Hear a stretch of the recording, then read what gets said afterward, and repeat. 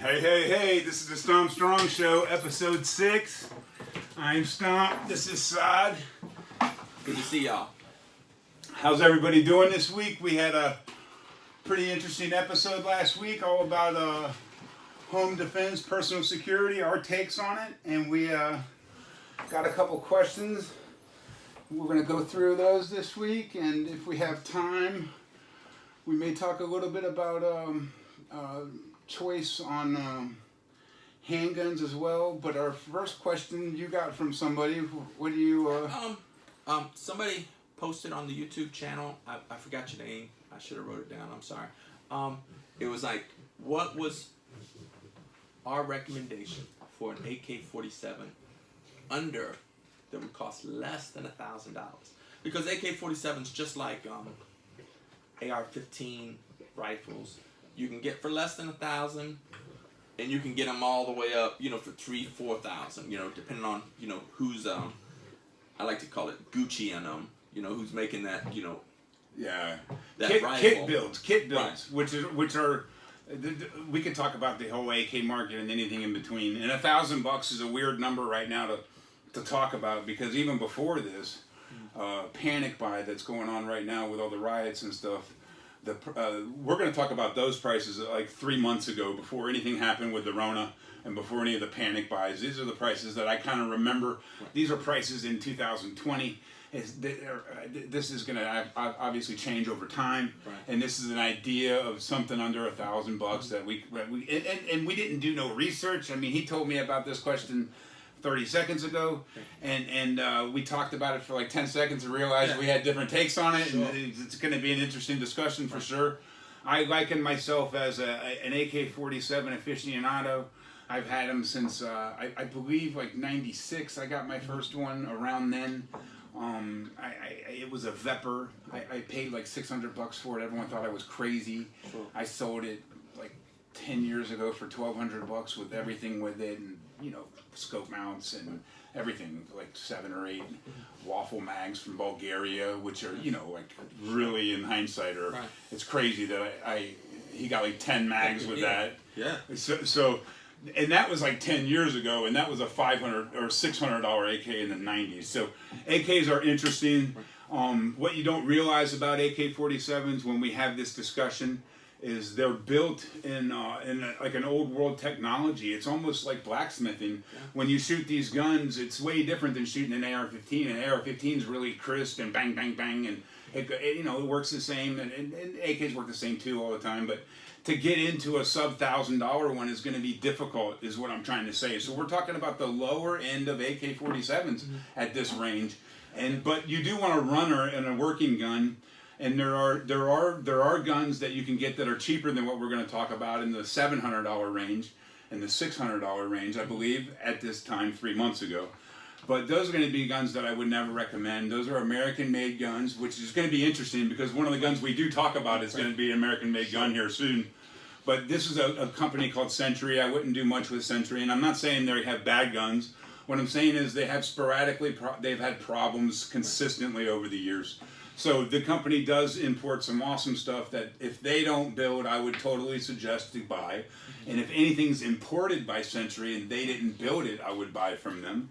And I'm not trying to dog the company. I'm saying they've had consistent quality issues that I know. In general, American companies have. Because one of the big myths about AK-47s is, they're cheap to build, which is absolutely false. It's cheap for Russia or China or Poland or Bulgaria or Romania that has already built the factories and the infrastructure. So they've already invested millions in this production line. So once that initial outlay happens, you can produce them. And some of these factories are the size of cities. Right. They're amazing. Cities. And so, American companies have tried, and many times. Mostly they have utterly failed. And that's to produce a quality American-made one. Right.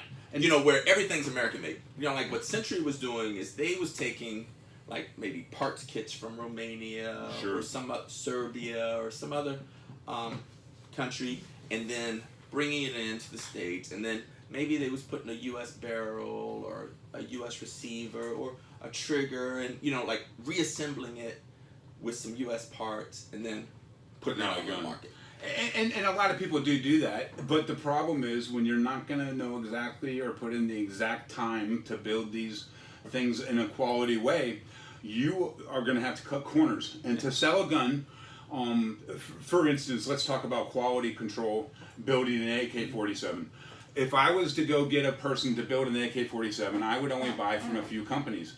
There's like 5 companies maybe that I would buy from.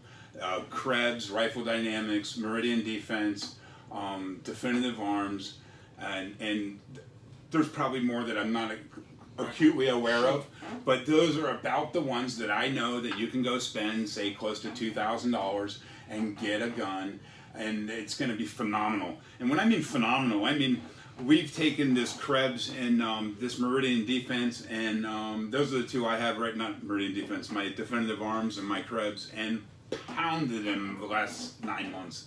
I mean, thousands upon thousands of rounds I've thrown them.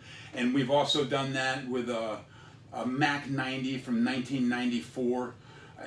I mean, thousands of rounds. And, you know, we're starting to hammer on a Vepr 545 that we, you know, probably got 1,000 rounds through now. And so we're putting a lot of time in them this year.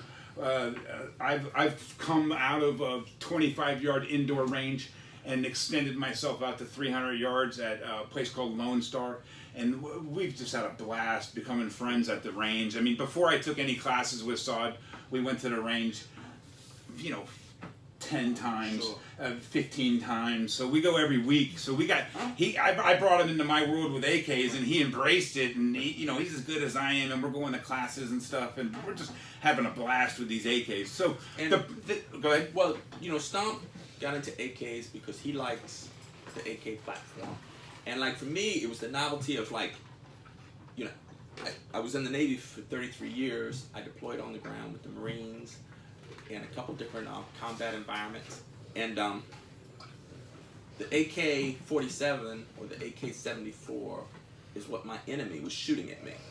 So now that I'm retired from the Navy, I like the novelty of owning my enemy's gun. You know, like, and now that, you know, like, and I've learned so much just working with Stomp on the AK-47 and on that platform that like I would choose that any day of the week over an AR-15 rifle. If you're in the military, you know, like we originally had the M16, which was an AR-15 platform rifle, and now we have the M4, but it's very similar rifles. It's based off the AR platform, but like for me, like in an urban city environment, like there's not a better rifle, in my opinion, than the AK-47. Yeah, the 7.62 by 3.9 amazing. round inside 300 yards just hits so hard, and it's a 30 caliber round. And we have a video of us just ripping on a car, Right. and seriously, it's just going all the way through the car. It's going all the way through the engine block. It's just destroying it. Sure. Fascinating how much destruction is coming out of a 30 round mag. I mean, it has to be highly respected. And listen, I've owned, I think, 2 AR-15s. One was a Daniel Defense. I spent a lot of money on that gun.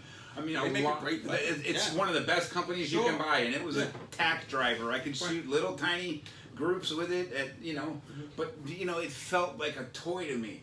It didn't feel like a gun. You know, it's like when I shoot, my NPAP is the one I have the most mileage on. This one over here, and it's an underfolder, and I just love the way it looks, and I just love the AK from the movies, and you know, I just loved it, man. I just loved it. And then you And just it's easy to clean, oh, easy it's to just a maintain. beautiful It's just gun. incredibly reliable. And a lot of people are thinking like it's an old school gun, and it is, but you can add on things that make it kind of new. Like you can put an Ultimac rail on it for $120, Right. and all of a sudden you can mount a red dot and a flashlight.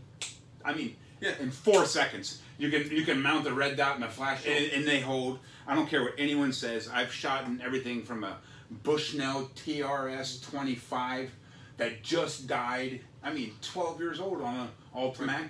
It just died, and I got MRO Trigicons that run fine on it, and I got 4 Holosun 403Bs that I've put on different. I think I've had 5 AKs with yours that you bought off me that has the Ultimac, Right. and it holds the red dot. And all this shooting we're doing is with the red dot, and we're hitting. I mean, not all the time at 300. Sometimes we can't hit 300. Right. It's a weird day or something. Right. But there's a light on the target at 300. Sure.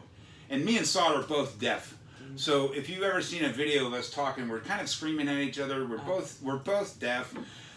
But when we found the light at the range, it turned into like our little heaven light. So if you hit that light and you make it go a ding, the light goes off and you see it. And I think my best, with by far the most accurate gun I have, AK-47 wise, is Definitive Arms. Right. It's sick.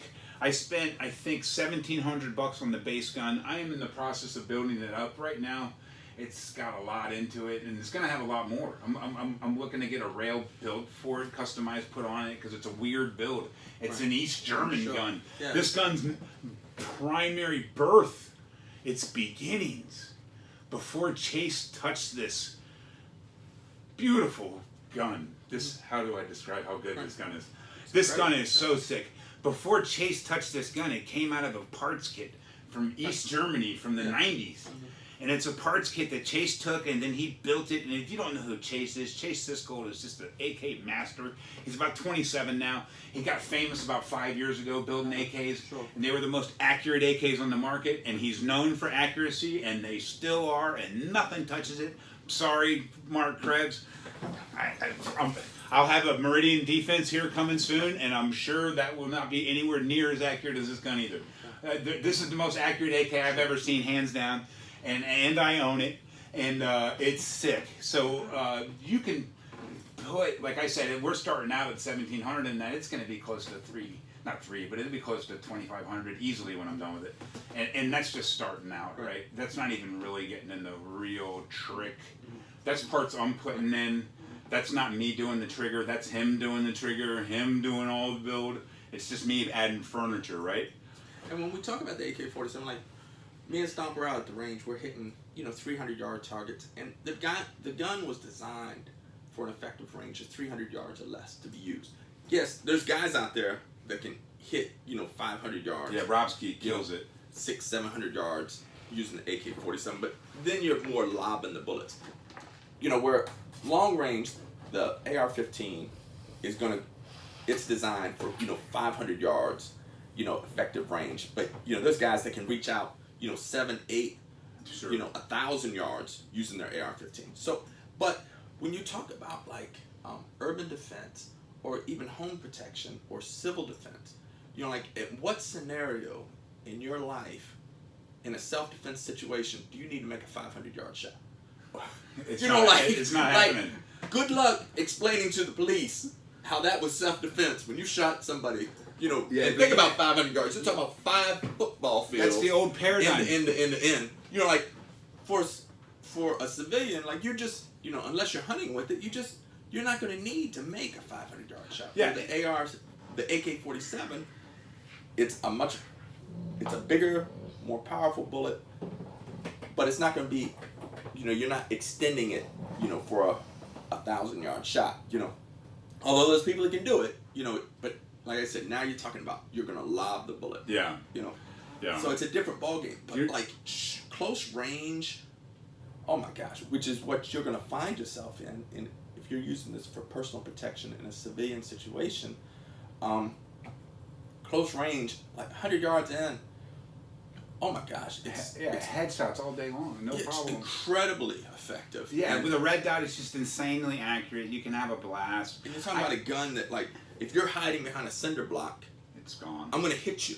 Yeah, there's no doubt. Through the cinder block. Yeah, no doubt. The cinder block's not stopping this bullet. Like me and Stomp, we was in the military. They talked about like if you hide behind the car, you need to hide behind the engine. Don't hide behind any place else in the car. And I'd heard that for years, and I thought, that's interesting. I heard the wheel wells behind the tires are pretty secure. But no, when we was shooting, like one of my shots, I shot into the trunk, and not only did it go through the trunk, it went through the back seat, through the front seat, through the dashboard. And it's like, that means if you duck in the car and I shoot in that trunk, you're hit. Yeah, it's Swiss cheese, everything. And then we're shooting from the sides. It's going in one car door, out the other car door. I'm shooting, it's going right through the A-pillars. I mean, I'm shooting from like 7 inches away from the A-pillar. And they have different sizes of these, and we're going to get back to the $1,000 Sure. mark, but what we're really having is a discussion on AKs. And they have AK pistols, and they have AK full size, and I tend to like the full size 16-inch barrels because we're going to potentially, we were hunting for a while, but we kind of like got out of that a little bit. We got like so close to shooting some pigs that it sort of got scary to me. That I didn't know exactly what I was going to do with this thing. Right. Like, am I going to smoke this pig and then not know how to get the meat? So I'm going to go do it when I know someone can like show me what to do. And Saad don't eat meat, so he's like, I watched one get shot and it squealed. I'm sort of out, and I'm like, dude, I understand it. Right. Like we could walk around with the guns and shoot all day. Yeah, because morally, I can't shoot an animal that I'm not going to eat, and since I don't eat, unless it's on like his property and destroying his shit. Yeah, like if it was like. A friend of mine, a bear killed his dog. Now, if a bear came to kill my dog, like, I'm gonna shoot that bear dead. Like, matter of fact, and I would shoot him with my AK-47. Yeah, Saad saw the pigs, and they're monsters. So it's to the point where I got to bring somebody that knows what they're doing. Like, by the way, I'm in Texas. If you find me, and you know what you're doing, I would like to go hunting with someone that knows what they're doing. Right. Because there's some fucking pigs all over this property. It's just a matter of finding them. And we have some access. So, anyways, beyond that, the idea of a cheap AK to me is hard to justify. We're not gonna. We know it's very hard to build one from scratch. Period. So we know that 4 or 5 guys have the Gucci market on AK-47s locked in. Sure. So there's 4 companies that for sure do well in the AK-47 market. They sell out all the time. There's a wait on all of them. Right. You're gonna wait for a gun maybe up to a year. Sure. Okay, so 4 in the country. And we're talking about Krebs, Definitive Arms, Meridian Defense, Rifle Dynamics, and that's it. Yeah, but then that's for the guys that have got about $2,000 or more to spend. 4. Right. Those are 4 dudes in the country that I would trust to build a gun. Period. Mm-hmm. So when you start talking about buying a gun for under $1,000, who built the gun? Right. That's a huge question. We've already discussed Century. They're not stepping up to my game. I would never recommend Century. Sure. I don't want to get into why. You can find out why. Right. Don't buy any Century AK-47, in my opinion. Or any IO.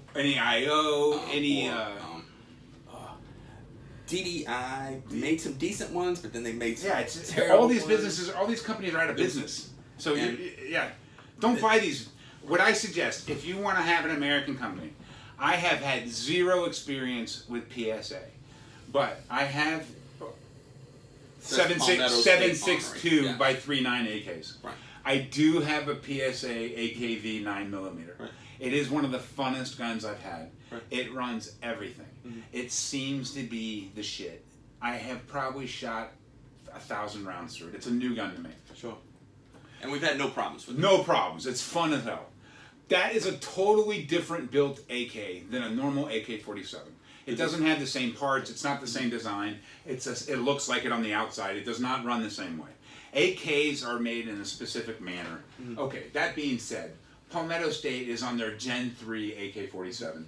When we were looking to shoot the pigs, I was looking at buying an AK-47 pistol, and I was searching for a gun, and Palmetto State had a Gen 3 AK-47 pistol for about $800. So that was a couple months ago. The pistol would have a shorter barrel, but yes, it would be easier to hit something closer to you if you were in a... And what I was going to do is use this when we were walking the woods, because you know how close the brush is. And these pigs come out of nowhere sometimes in the woods. So in my mind, when we were walking the woods, I would have the short barrel. Right. And when we were hunting the field, I would use my 16-inch long barrel. And now, just understand, when we say pistol, this is just a government definition. The definition is basically, if it's a 16-inch barrel or greater, it's a rifle. If it's less than 16 inches, it's considered a pistol, even though it looks like a rifle. Yeah, it's so it's if an I have a abridged 10-inch barrel, I shoot just like the rifle. Everything's the same. It's the same. Everything's the same. Smaller barrel. And so sometimes when somebody's like, I remember shooting a friend's it was an AR pistol, but it looked like a rifle. I'm like, oh, that's a really cool rifle. And he's like, no, it's a pistol. And I'm thinking, no, a pistol looks like a pistol. Yeah, like some of the outlaw Josie Wales would be pulling out. He pulled out pistols, Yeah. So it's a weird concept, right? Too, and what's interesting is these pistols can run an arm brace. So it's a technicality that people can shoot these guns like a normal gun with an arm brace. I'm not going to like sugarcoat it or anything. Sure. But it's been legal forever, and now they're talking about trying to take it away. So these are why I don't really buy a lot of these.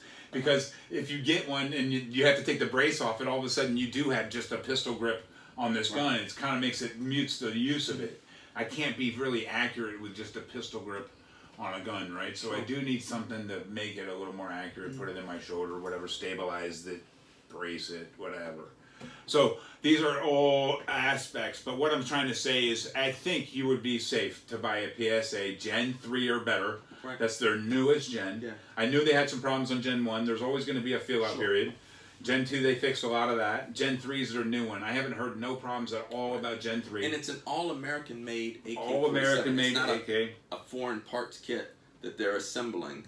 They're making it from the ground up. And it's really exciting because everything I've seen from Palmetto State Armory, whether it's Stomp's AK pistol, my son has a AR-15 rifle from Palmetto State Armory. Okay. I've seen some guys shoot the AK-47 Mod 3, and like they're really making a good product. You know, they're the only company that I know of that's building from the ground up, all American, and like they're making a good product that you could for less than $1,000 you can get into, and you've got a good reliable gun. Where like some of the other companies we talked about, for less than $1,000 you'll get it, but I wouldn't put my life on it. Like, and I wouldn't totally recommend PSA over like my next recommendation, my next two.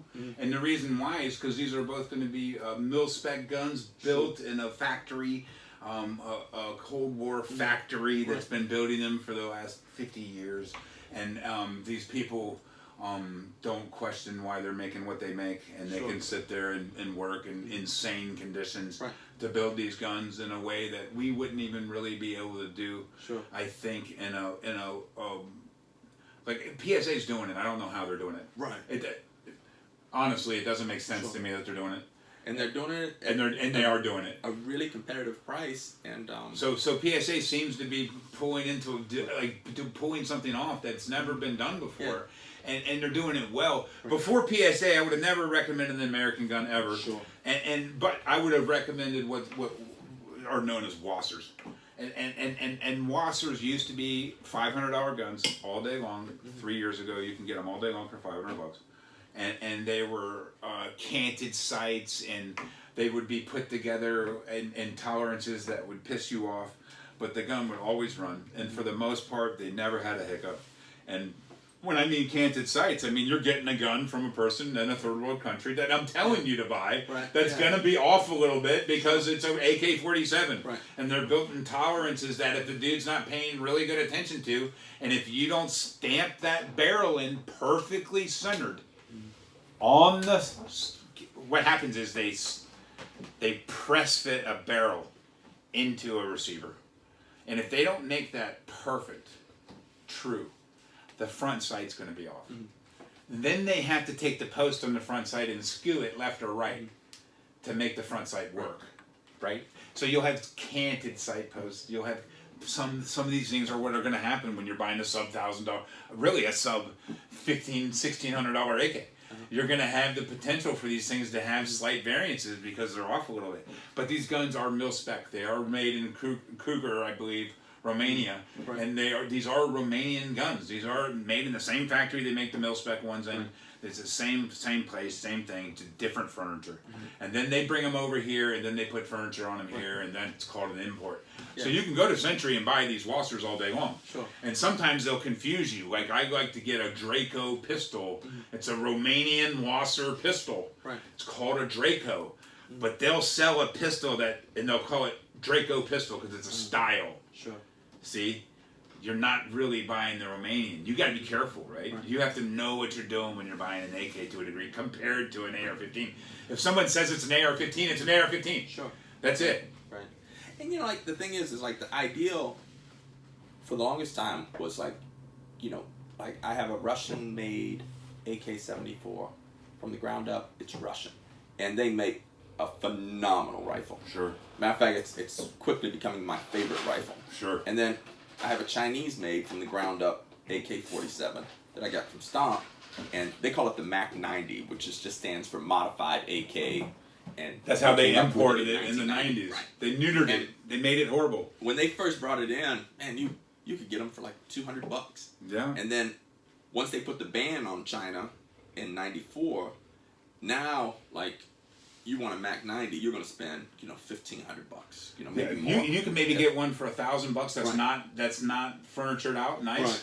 Like I think I paid $800 for the one I sold to you for $12, but then I put $400 into it, and I said, "Hey, I bought this, I put this, I did this, I did this. Right. If you want it, that's what I'll sell it for." And you're like, "Yeah, I'll do that." And that's what's gonna happen. You're gonna, and that's before. Those things are going for stupid money now, dude. And then the Russian, like whether you got it from the Sega factory in Russia or the Malat Vepr factory in Russia, now that there's a ban on them. Yeah. Now it's really hard to get them. You can still buy them. You can go to Gunbroker or one of these sites and buy them, but you're going to pay a premium over what You won't they believe was what my imported buddy for. Danny J. Danny J, what's up, man? Congratulations on your year of sobriety. Danny J bought one from somebody's house for $600, a Wow. 308 Vepr, and he's building the furniture out. He's calling me. He's buying the furniture, and he's 922R compliant himself. Nice. So Cool. $600, like this year, That's awesome. 308. Right. So But you can still find deals. For some reason, the 308 AK platforms for Russia were just selling cheaper than 7.62 by 3.9. It's because it's expensive or around. the 5.45 by 3.9 rounds. Like, you can still get like a 308 AK platform rifle from Russia on say Gunbroker for maybe $1,000, maybe a little less. More than Have that. they gone up lately? Yeah, I paid $1,200 last year, and that was a deal. I would say, I'd say around $2,000, $1,500. Has it gone up more? Anything Vepr? Okay, so since 2004, they exponentially go up in value, right? Mm-hmm. Even the shotgun, that there's a million of them. There's a million Vepr shotguns in America, and they used to be $300, and now they're $1,200. Yeah. So they're still going up too. Right. So any of these Russian guns go up in value, and that's what's interesting about AKs. This Wasser, if you buy a Wasser, if you buy any of these, the next one we're going to talk about is Yugoslavian. So say you buy the Yugoslavian, a Wasser, a Russian, any of these mil spec, made in military factory guns, those are all going to go up in value in the future. They're all going to go up in value. And the reason why is they become limited over time. Right. So they stop making certain models of it, certain variants, and then they switch, and then they go to a new one, and they call it something else, and all of a sudden it becomes limited, and it makes demand. I have never lost money ever on an AK, ever. I've never done nothing but make money on sales. I've never lost money ever. I have an NPAP right now I would never sell. I paid $550 for it. I probably have another $500 into it. Say I got $1,000 into it. The gun right now goes for $1,500 with no modifications. That's nice. That's within 10 years. The price went up $1,000. I would never sell the gun right now. It's worth $2,000 to me now. Yeah. In my mind, it's worth $2,000. Someone's gonna have to come off. They're gonna be. I've never paid $2,000 for an NPAP. I go, yeah, you will. If you want this, one, if you want this one, you will. So anything that's banned, like from Russia, like or China, like, and they make phenomenal AKs. Oh my like, God! Don't get the misconception. Like a lot of times we're like, oh, China makes cheap stuff. No. Dude, they made the Great Wall of China. Look how long it's lasted. Dude, they can make some great stuff in China. They make a phenomenal AK. Same thing as in Russia. He bought a. Let's talk about your Mac 90 a little bit, because that is a sub $1,000 gun right now. You can buy it maybe for. We'll say you can get a Mac 90, and Jim Fuller says this. I would recommend the Mac 90 over anything. Sure. So he would recommend the Mac 90 over anything but Russian, right? Right. So Russian, then Mac 90s, and then they go down from there on his. He doesn't even talk about the other ones. You know that? Right. He won't even talk about the other ones. Right. Yeah. Jim Fuller, the AK God. Right. I've never heard him talk about Polish. I know he makes them. So I think he likes the Polish kids too, but he doesn't talk about them unless they're phenomenal. So Mac 90s. I got yours. I built it out. I took it to the range once, I think. I couldn't shoot it. I couldn't use the sights. They were obstructed by the furniture. I then built it out. You watched me build it out. I built it out, put the money into it, blah, blah, blah. We start shooting. It's hitting. But it jammed like 2 times. I make a video about it. I can't figure out why. Everything looks great. It looks actually brand new. It looks brand new. Yeah. I'm looking at everything. Oil up everything, clean it. Clean the whole gun spick and span. Tubes, everything. Get in there, oil up everything. Go in the next day, clean it, wipe it out, put some more oil in it. Run the bolt like 200 times maybe. Put it away, go to the range. It's never skipped a beat since. The gun has been unfired since 1994 when they imported it. Someone put it in a safe and never shot it. I think it was dry from day one. I don't think anyone had ever shot it. So Saad picked up a gun with 500 rounds when you bought it, maybe 1,000 tops. I shot it 2 or 3 times when you bought it, and it was screaming, dude. I mean, great. If you can find a Mac 90 out there for less than 1,000, you buy should buy it. Yeah, buy it because you can't get any more. Like, yeah, the only Mac 90s you can get are the ones that are here. So if it's already in the country, you can buy it from somebody. And I say you can find one for sub 1,000.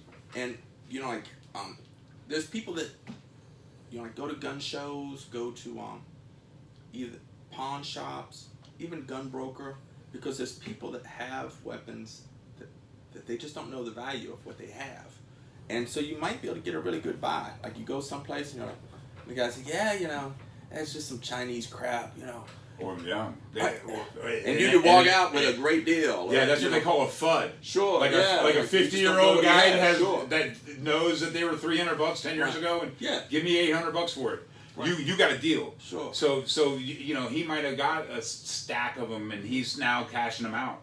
Because you could buy them for $250, and maybe he did buy 40 of them. And you know, that's what you're finding is these things become available over time, right?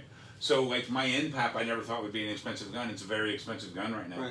But I know they just started importing some more Serbian guns. They used to be called Yugoslavian, now they're called Serbians. And so I would suggest any of those guns. They're at 1,000, I think, maybe 1,100, but right around there. Yeah. So those are highly recommended, and the old ones are screaming value-wise right now. My NPAP is extremely valuable right now. I think any AK-47 right now in today's world is extremely valuable.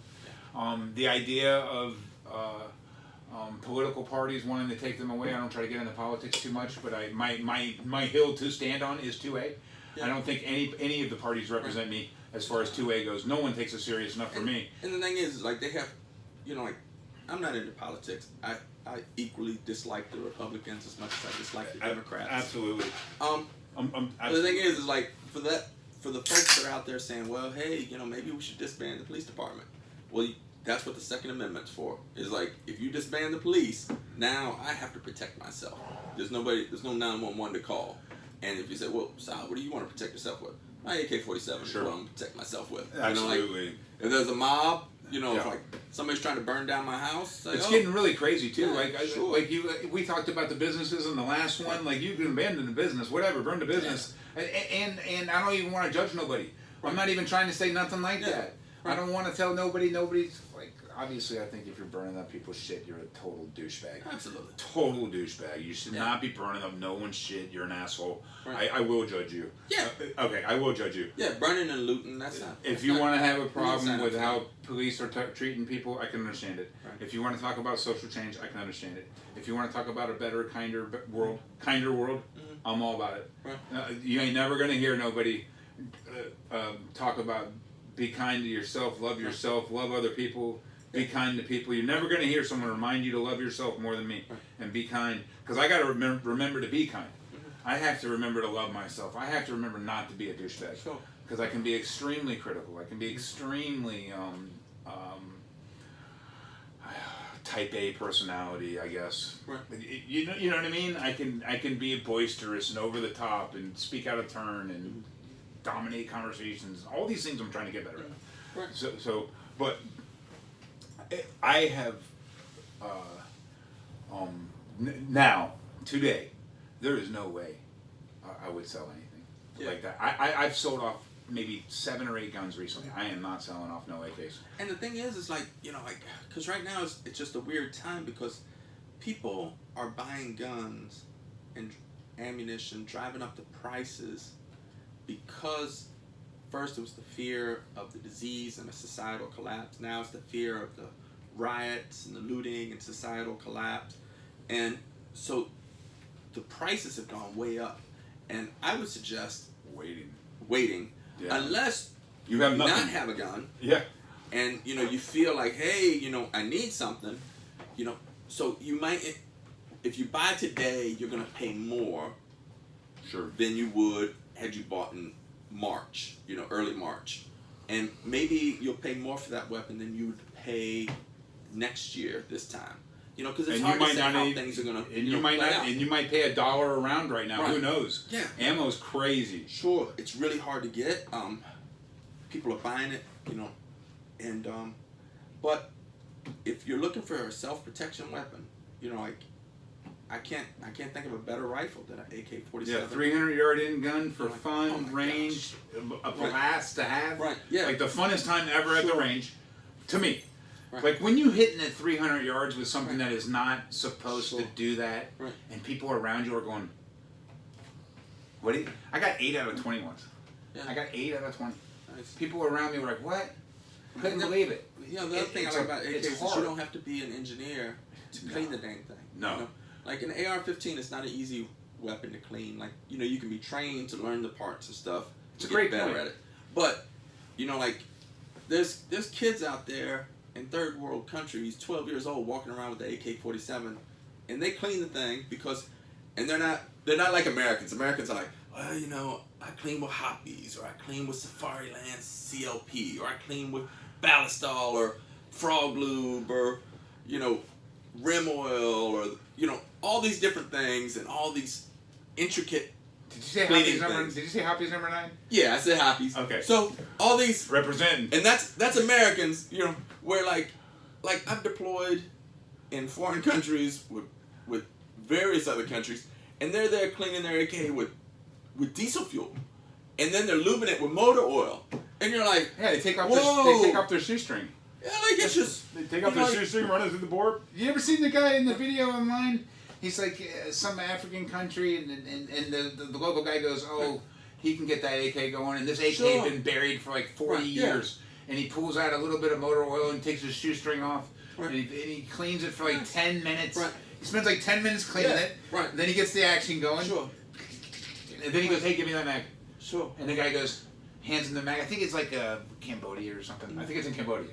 Hands him the mag, puts the Cambodia's mag not in. Africa though. Whatever, dude. I'm pretty sure it's Cambodia. It might be Africa. We need to have a geography lesson. Whatever, dude. The whole point is how Maybe he does, Cameroon. it doesn't even matter. It's how he cleans it. He does it all, pulls it out, cleans it up, cleans it for like 10 minutes, gets the action going, puts a mag in, does like the first shot, tink, tink, Right. 3 shots, slow, looks at, dumps the whole mag.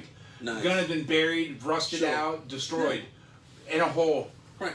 They're incredibly They're durable. badass, dude. I think I clean my AK every 1,000 rounds or so. Yeah, you don't even. Like- We don't even really. We shot for a Yeah, long I time, don't spend man. much time doing it. You know, No. where like, you know, if you have an AR rifle, good luck if you're on that cleaning schedule every 1,000 rounds. Yeah, we don't even really you may know get when some we did it. malfunction. I think the first time Right. on the Mac, I think when we did the cleaning and you brought it over, Uh-huh. that's when I realized that you had been putting all the, because I cleaned 3, Uh-huh. and yours was killed. Sure. And I was like, holy shit. Oh yeah, dude. it was terribly dirty. So I had Yeah. 3 guns Right. that needed cleaned by the time Right. you had 1. Right. That first time we cleaned, it might have been 2,000 or 3,000 rounds. Sure. Because you had never, Right. we never talked about it. Right. And You then shot. you bring it up, you go, when do we clean these things? And I go, well, we might as well do that. Right. Remember? Yeah. And your gun was destroyed, dude. I was like, Cool. holy crap, dude. Totally dirty. So yeah, now we clean them more because I taught you how to do it. Yeah. But the first time was funny. And like, man, you watch these Russian videos of the torture test they put these AKs through to Yeah. ensure that they can give this to a soldier who can go out into the battlefield, stay out, whether it's in the jungle or in the desert or in the Arctic, and be out there for long periods of time with minimal time to clean the gun, and the gun just works. Yeah, it's crazy. It doesn't matter how much sand you pour into it, dirt, mud, it just pumps out the bullets. And that's what you want in a battle rifle. There's a guy online called AK Operator Union, and his name's Robski, and he's a sniper for the U.S. Army, if you didn't know it. And he's from Poland. So he was in the Polish Army first, and he learned all his shit in the Polish Army and ran AKs, right? So he comes to America, goes into the U.S. And I don't really know his story. This is what I think it is. Right. This is what I think it is. So he comes to America at some point, gets into the U.S. Army, starts a AK Operator Union, AK-47 channel where he does testing, and he destroys these guns. I mean, he drags them behind pickups. He used to drag them behind pickups, like a couple acres. He puts them into a swamp now for like 4 or 5 days, like a week.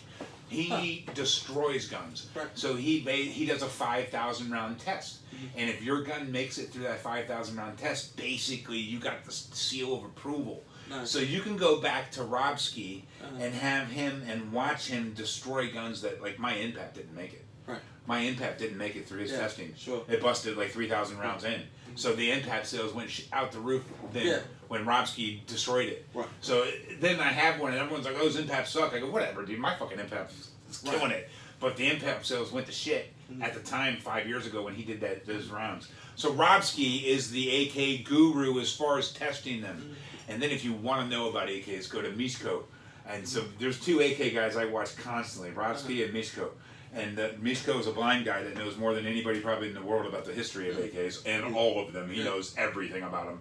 And Robski tests them, and he's from Poland, and teaches you how to use an AK, really the Russian way, which is how he learned.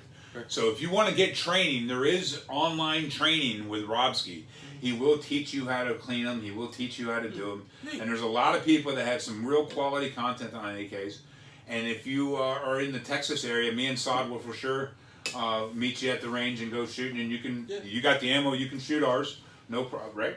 Yeah, I'm good with it. Yeah. You want to go to the range with us? Yeah, bring the ammo. Especially if you want to learn how to, shoot a weapon.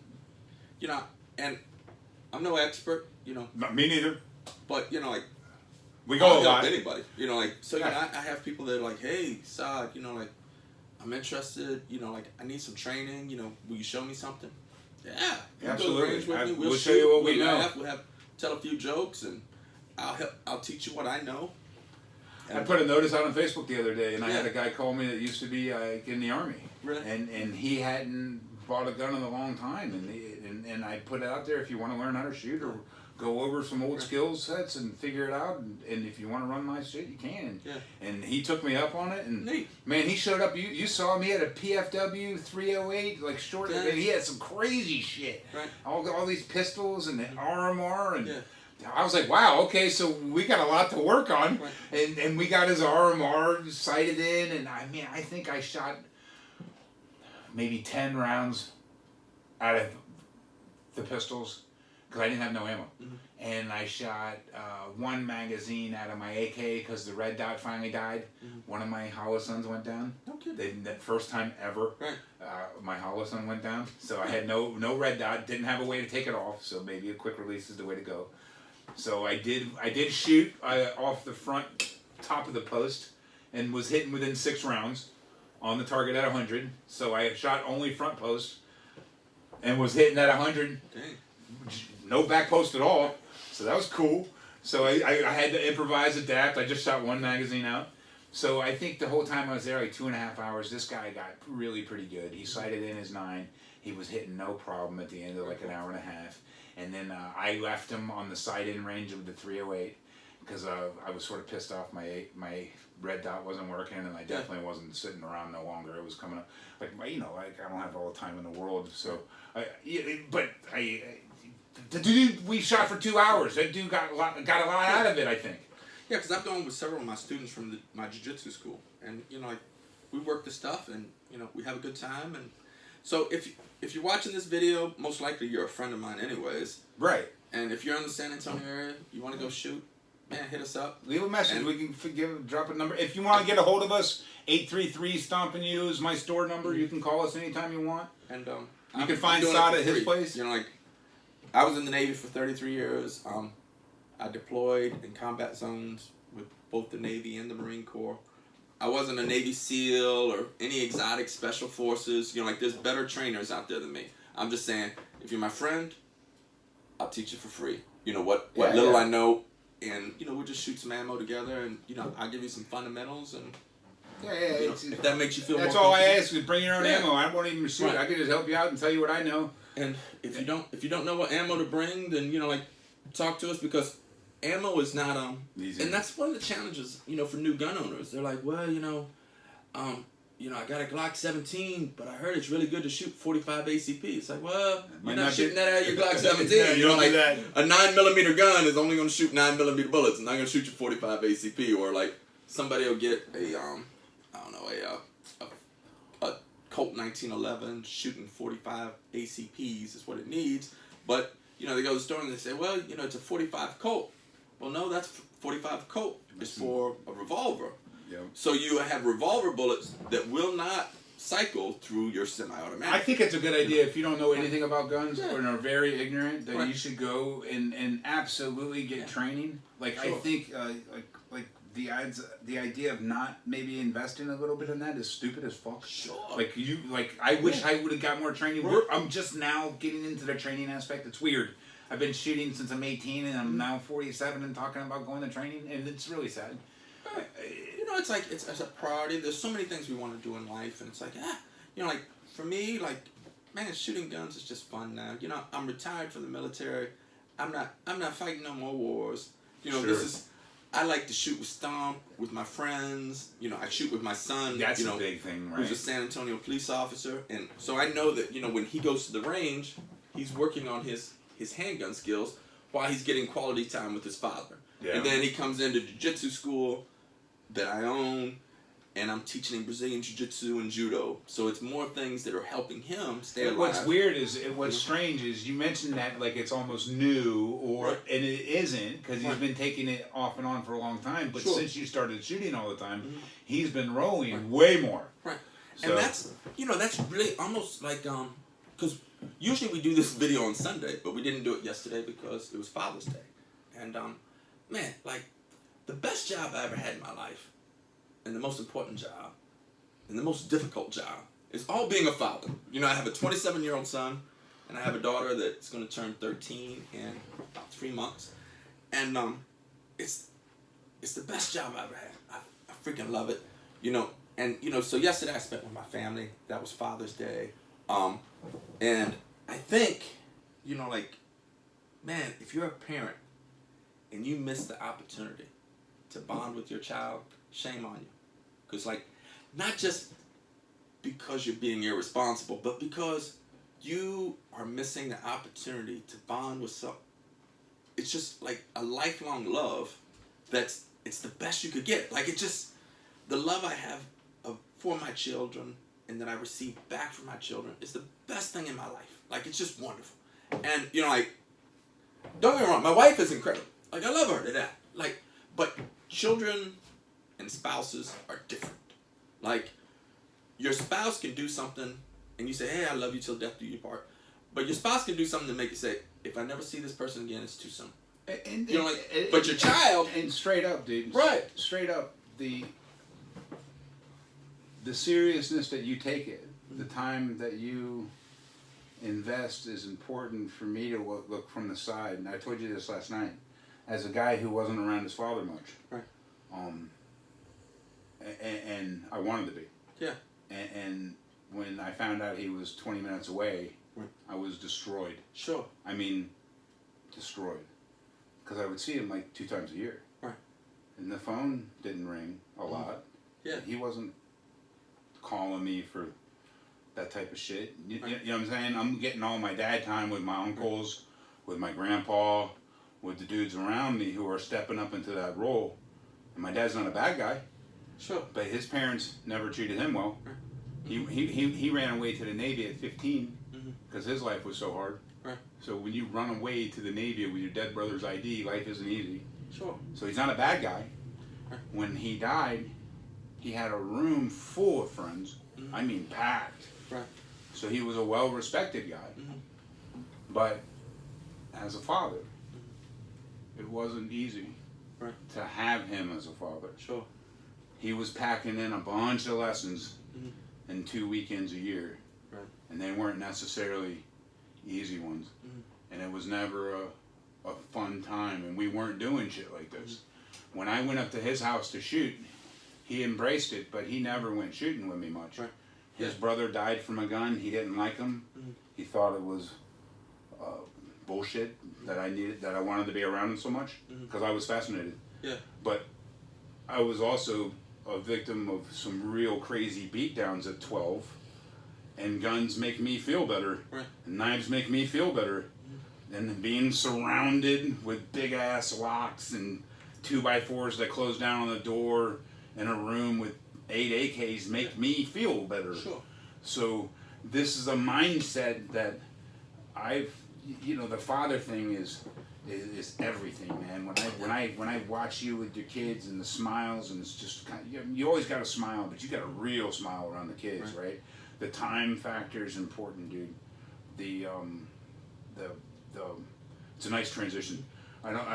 We'll do a little recap on the AKs at the end, but I think you wanted to say something about Father's Day. Like, man, if you want to make the world a better place, small steps. The best thing you can do is invest in your children. Help them grow up to be good humans. And if you don't have kids, invest in the kids around you. Right. Be the example. I tell you what, like, probably one of my biggest pet peeves is, so Father's Day happens, and then I see, single parents, single mothers saying, well, this is my day too because I'm the mother and the father. No, you're not. You're not both. You can only be one, and you do the best job you can. But if you're keeping your child away from their father because of something that happened between the two of you,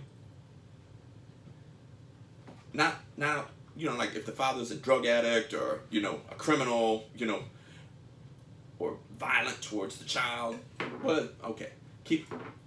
It's probably not best to have the child anywhere near the father. But if it's just because, you don't like how the relationship ended and you keep the child away from the father, then you just suck as a mother. That's how it is. And if you're a father and you aren't fighting to be by your child, it may be a pain in the butt dealing with your ex. Whatever. If you aren't fighting to be by your child, you suck. You just suck as a human being. Like your child needs you, and that will make a difference because single parents, children raised in a single parent household are more likely to drop out of high school. They're more likely to have problems with the criminal justice system. They're more likely to have children in their teens. They're more likely, you just go down the laundry list. There's no advantage, to being a single parent, a child raised in a single parent. I don't care if the household is 2 guys raising a girl, or 2 girls raising a guy. I don't care about that. Like, 2 is greater than 1. That's just simple math. And you can't be both. So for many years, I raised my son by myself.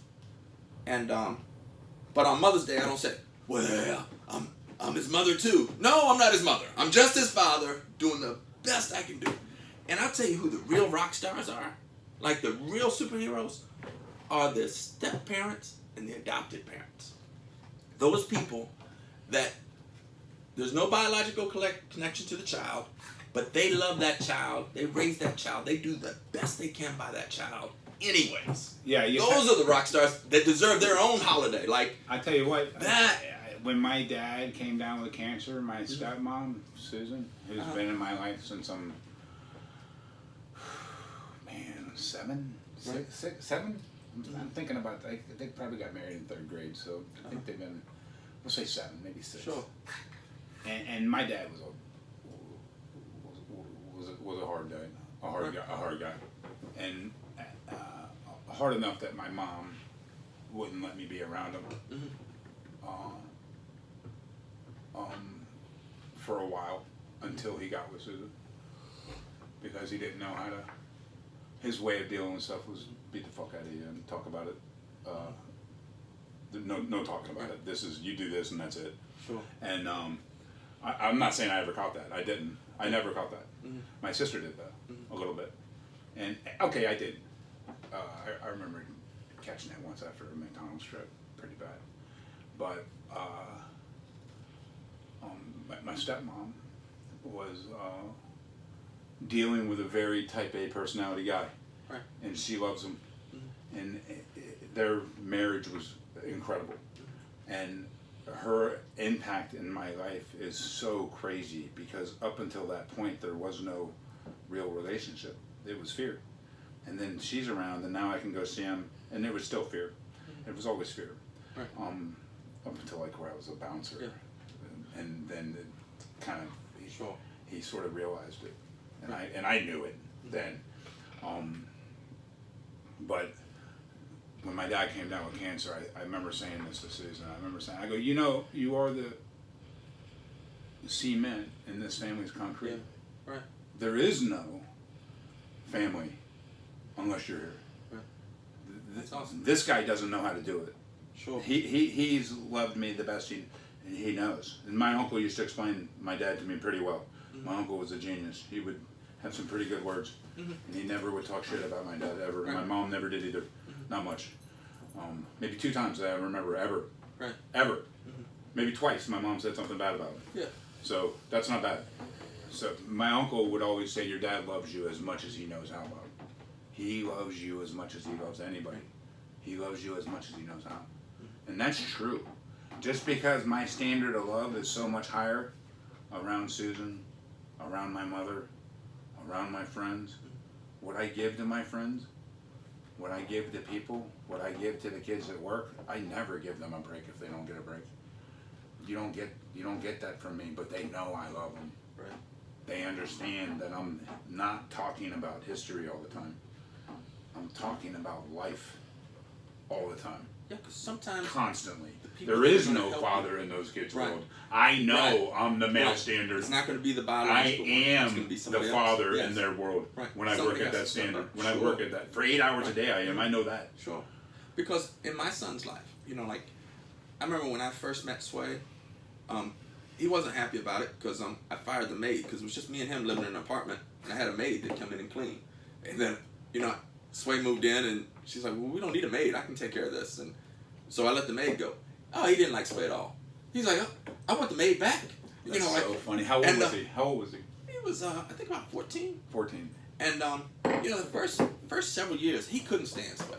You know, and Sway, you know, was an angel towards him. Because that was the standard. Because like if you weren't great to my kid, you was gonna have to go. Yeah. Like Yeah. it was like, because that's the other thing about parents. Is like if you're dating somebody and they put you before their child, anybody that put you before their child, they need to hit the road. They're not worth their salt. Because you can't love somebody more than you love your child. So that's another subject. But Sway was an angel towards him. Constantly worked with him, helped him, and now, you know, at 27, he introduces her as his mom. That's You know, awesome. like, she stuck with it. She took the lumps. You know, she worked with him on so many areas. You know, just pure love. Not, you know, it's like, I don't know if I'm such a wonderful husband to put up with that crap. You know, like, I don't know why she put up with it. She was like, you know what? She just kept doing the right thing by him. And I love her with all my heart for it because she was the mother to him that he needed, that he didn't have. And, you know, so I'll always love her for that.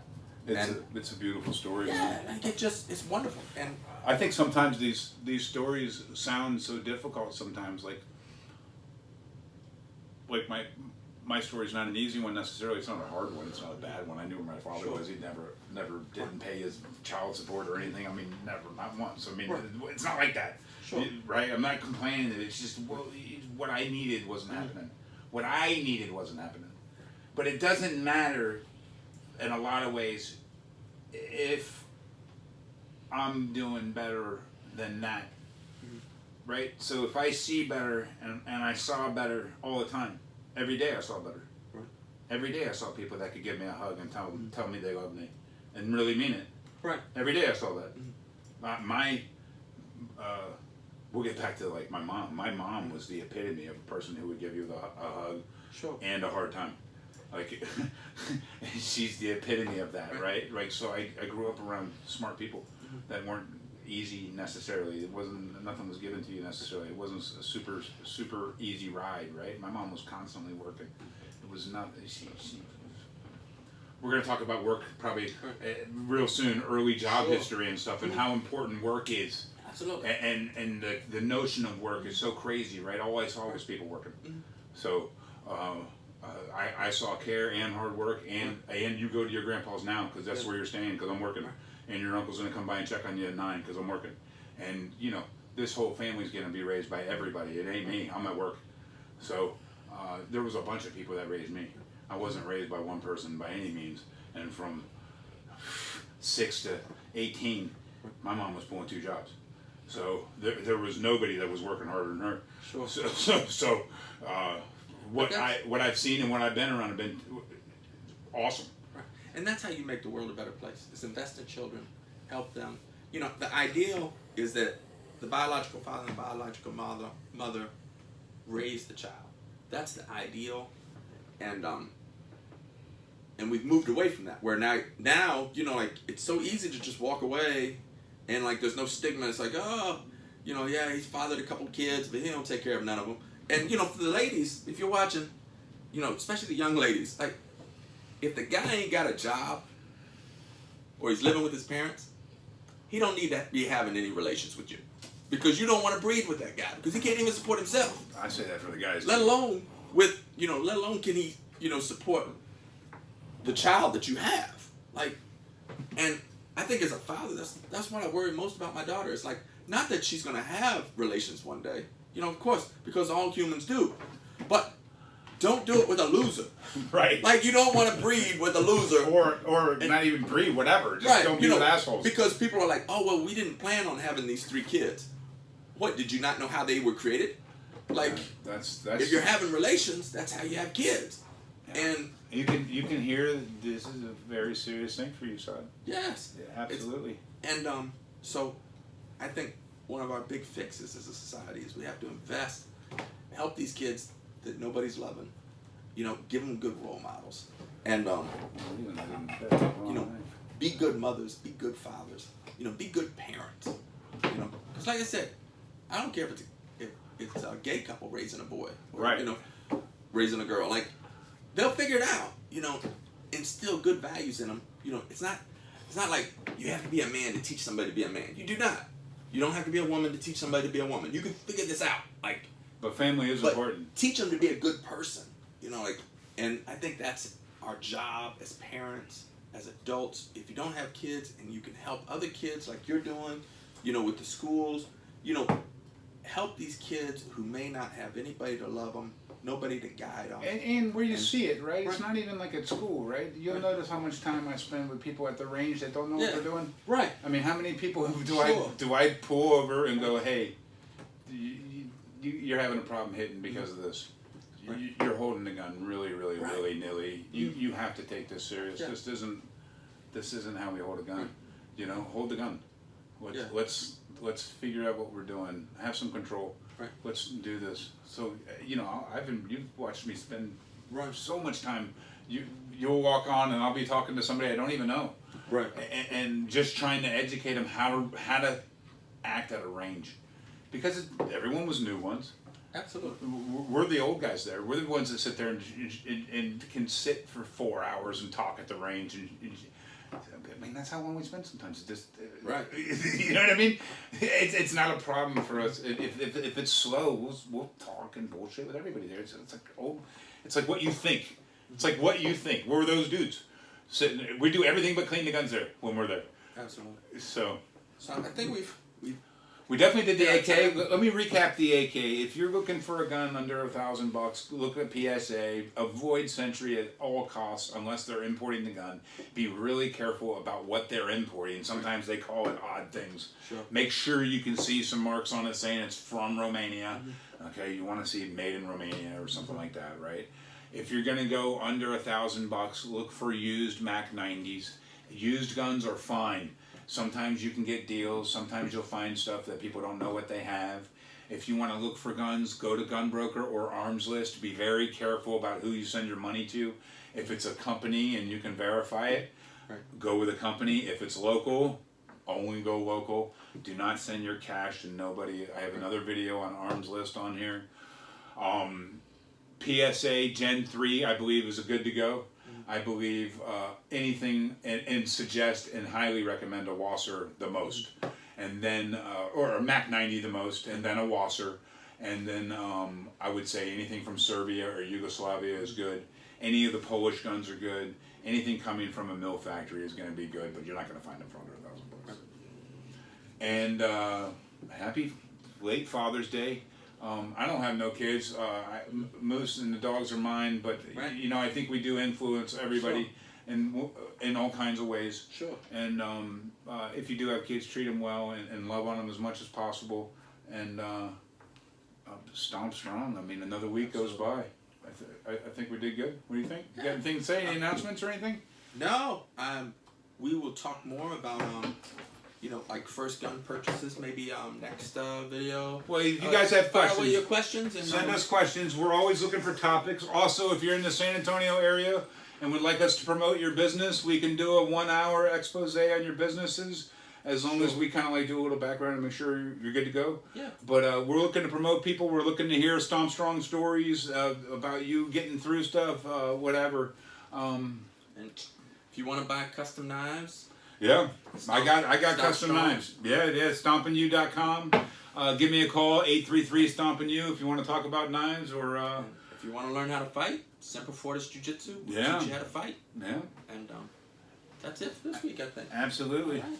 All right. Be good. Peace. Awesome.